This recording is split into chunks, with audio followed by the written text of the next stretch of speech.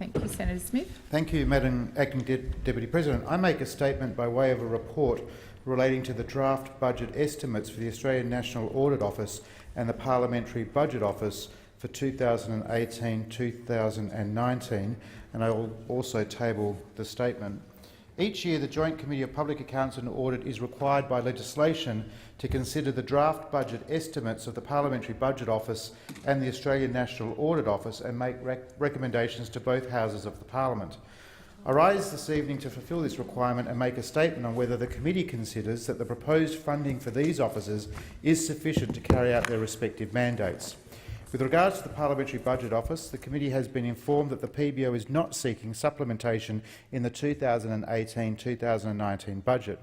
The Parliamentary Budget Officer has advised the committee that existing resources will be sufficient for the PBO's estimated expenses in 2018-2019. The committee notes that the PBO's special appropriation is expected to be fully drawn down by the end of 2020-2021 and will continue to consult with the Parliamentary Budget Officer regarding future resourcing requirements. The committee also notes the recent independent review of the PBO, which made 16 recommendations. Under the direction of the new Parliamentary Budget Officer, work is continuing to implement these recommendations, including establishing a panel of expert advisors to consult on policy costings and fiscal policy issues, issuing an information paper outlining the PBO's costing processes, timeframes and prioritisation framework, and a consultation paper outlining how many parties could be included in post-election reports, and the publication of information papers explaining the methodological issues associated with various policy costings.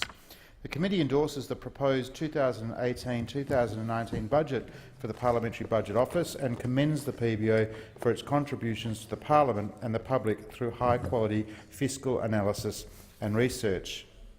With regard to the Australian National Audit Office, the committee has been informed that the Australian National Audit Office is not seeking supplementation in the 2018-2019 budget. The Auditor-General has advised the committee that the Australian National Audit Office estimated expenses can be met within existing resources and that he anticipates completing approximately 48 performance audits over the period. The Australian National Audit Office has flagged its continuing focus on audits of Commonwealth entity annual performance statements. The committee looks forward to reviewing the Australian National Audit Office work in this area with a view to improving the quality of performance information provided under the Public Governance, Performance and Accountability Act of 2013.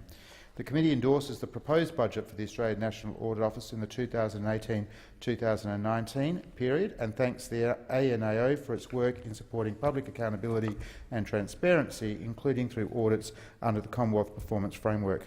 In conclusion, the committee will continue to closely monitor the work programs and draft budget estimates of the PBO and Australian National Audit Office. As independent authorities, the PBO and the ANAO need to be sufficiently funded to fulfil their legislative requirements and adequately support the work of the Parliament. The committee thanks the Parliamentary Budget Officer and the Auditor-General for their work in support of the Parliament and their efforts to maintain a strong working relationship with the committee.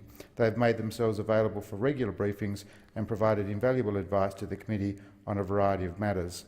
The committee looks forward to continuing these productive relationships into the future. Thank you, Senator Smith.